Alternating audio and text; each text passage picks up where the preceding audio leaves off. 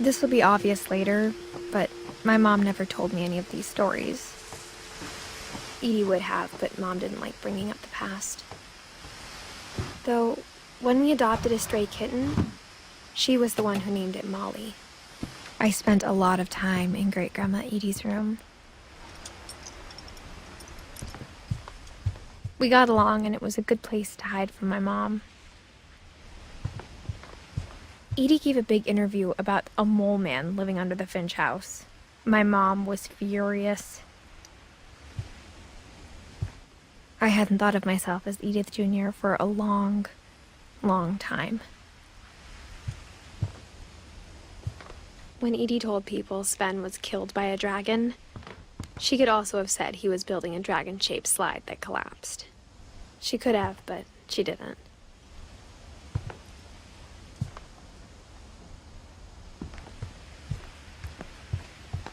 Her room was like a museum. For 500 years, the Finches have been famous throughout Norway for their fortune and misfortune. Odin Finch buries the latest victims of the family curse, his wife Ingeborg and their newborn son, Johan. On January 7th, 1937, he set sail with his family and his house, hoping to leave the curse behind. But 40-foot waves off the coast of Washington send the house and Odin to the bottom of the sea. Odin's daughter Edie, with husband Sven and baby Molly, step ashore on their new home, Orcas Island. Odin Finch is the first to be buried in the new family cemetery. His daughter Edie is already dreaming of a new Finch house.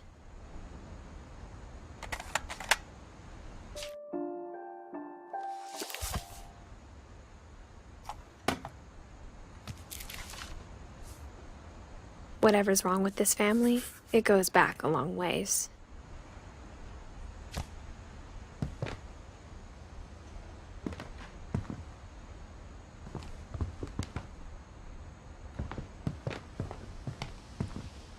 Edie knit me a new pair of gloves every year, just in time to replace the old ones.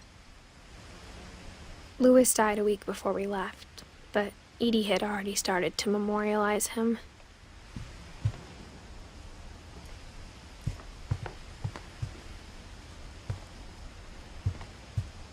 Even in her 90s, sometimes Edie seemed a lot younger than my mother. The only trace Grandpa Sam's first wife Kay left on the house was the pink bathroom. It was a pretty big trace.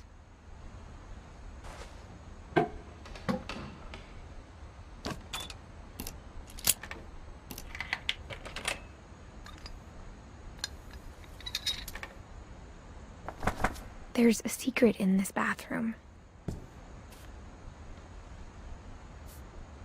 It's in the last place you would look. It isn't in the cupboard. It's hidden in this book.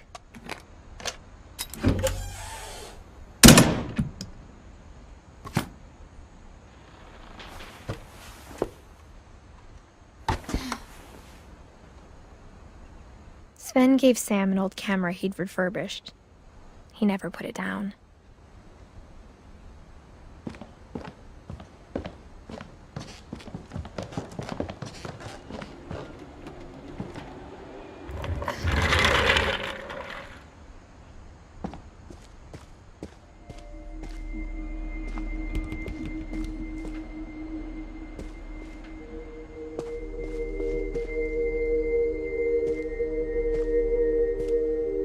I knew Grandpa Sam had a twin. And that he never talked about him.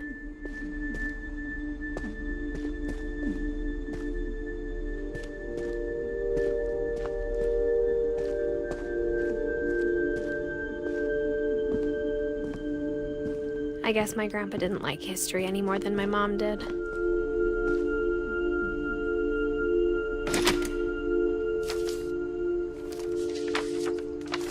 How I Want to Remember My Brother by Sam Finch. The thing I remember is that when he made up his mind, that was it. My brother said he'd die before he ate another mushroom. And he did. At Barbara's funeral, we swore we'd never be afraid again. And he wasn't.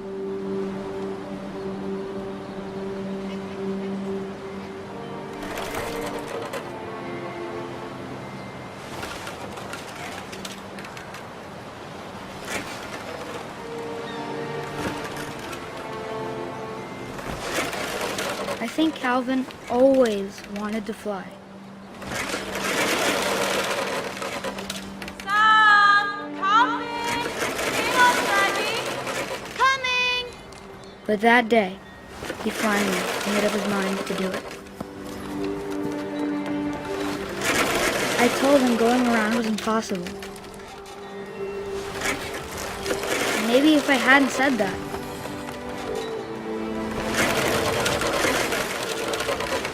Calvin, I'm not gonna tell you again.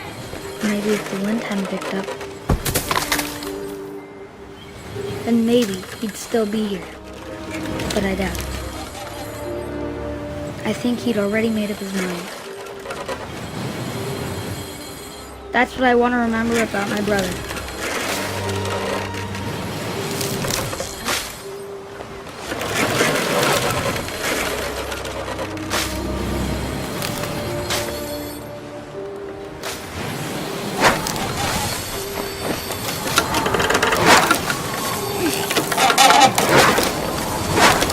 The day he made up his mind to fly, and he did.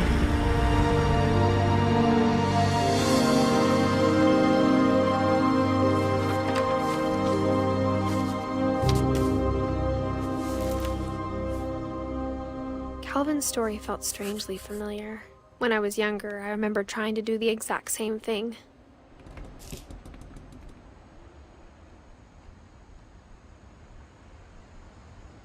After the funeral, Edie roped off Calvin's half of the room. Mom said Grandpa Sam enlisted at 18 and never set foot in the room again.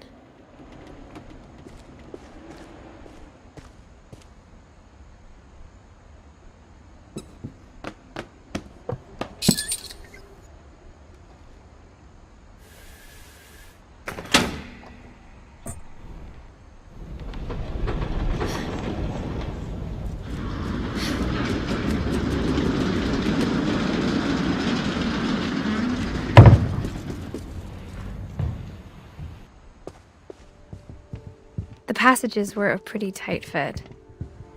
They'd obviously been built for smaller hands and bellies.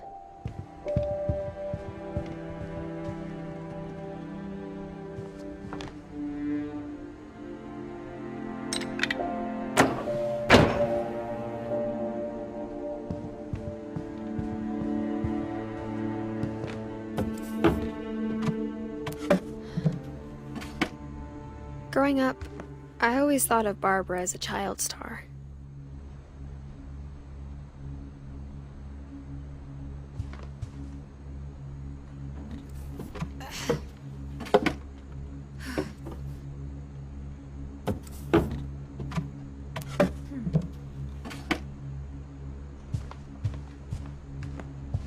I never thought about how hard it must have been for her afterwards.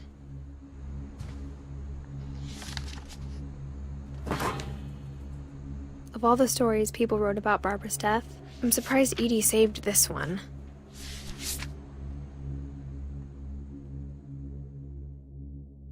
Old Jack here with another ghastly tale inspired by America's most unfortunate family. I'm calling it The Surprise Ending of Barbara Finch. As a child star, Barbara was famous for her scream. Now at 16, she was all washed up, a has-been.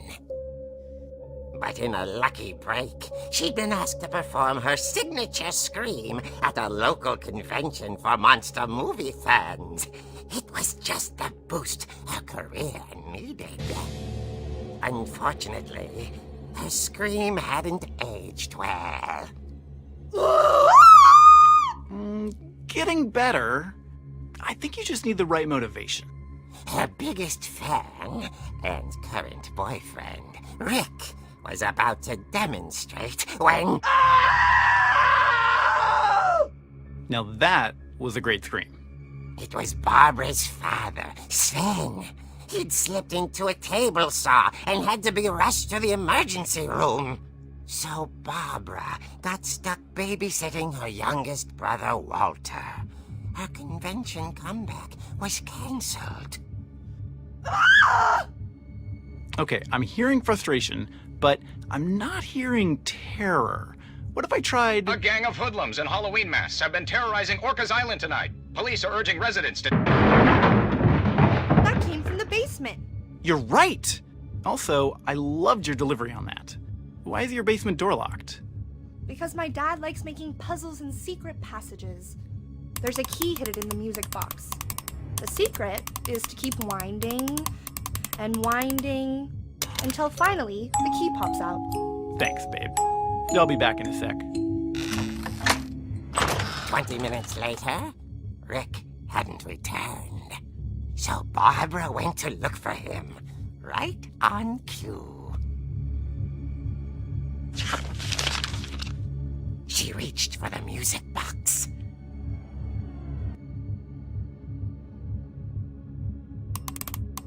And as she wound the key, she listened for Rick, but the house was silent.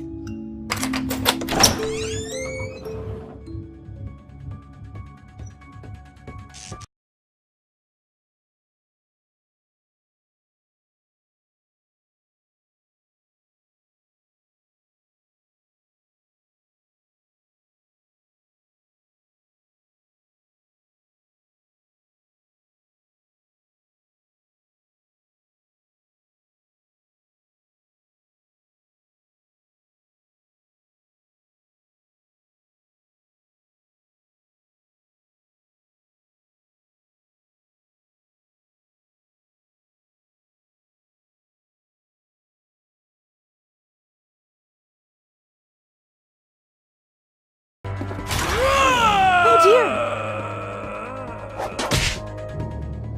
Oh! Rick? Barb, relax. I was just trying to scare you to help you find your scream. Well, I'm not scared, Rick. I'm furious. Then act furious. All I'm getting from you now is that you're hurt and confused and She threw him out, but she kept a little something to remember him by. Barb, have you seen my other crutch? And she was still holding it when she fell asleep watching the Late Late Picture Show. Hours later... Barbara! Walter, what's going on up there? Ah! Okay, I'm coming up, but if this is a trick, you're dead, Walter.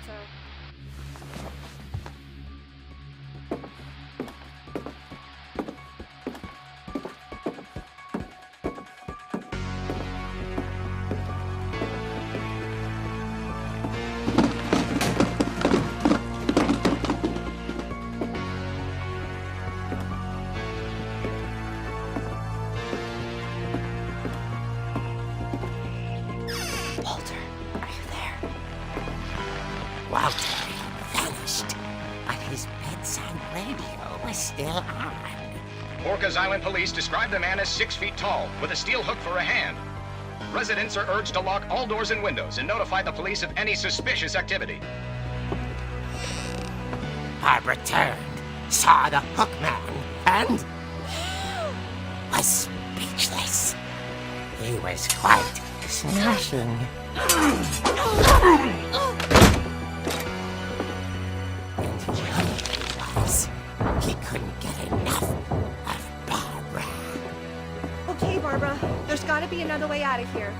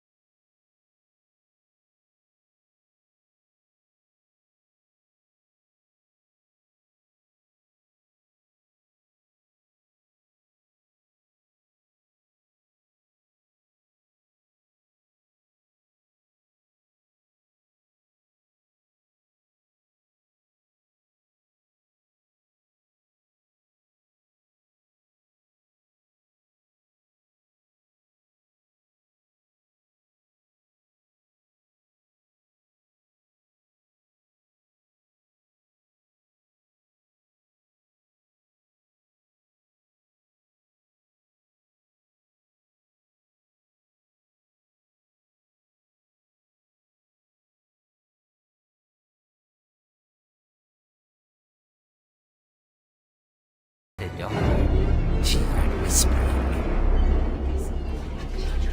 It was coming from inside the house.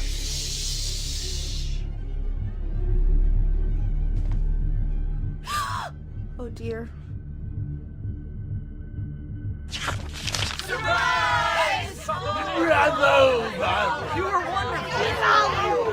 monsters had come to surprise her. For Barbara, it was a dream come true. Then she saw what kind of monsters they were, and she realized what was about to happen. She was going to be famous. And with her final breath, Barbara Finch gave the performance of her life.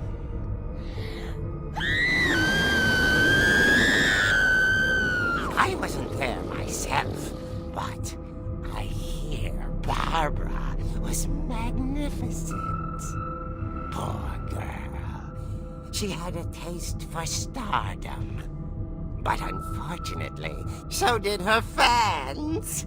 Of course, the police blamed it all on poor Rick, who disappeared the same night. And little Walter? Hiding under his bed the whole time. He took it all pretty hard, but that's another story. As for Barbara, tucked inside the music box is all they ever found of her. Her ear. Now that's what I call a real eerie tale.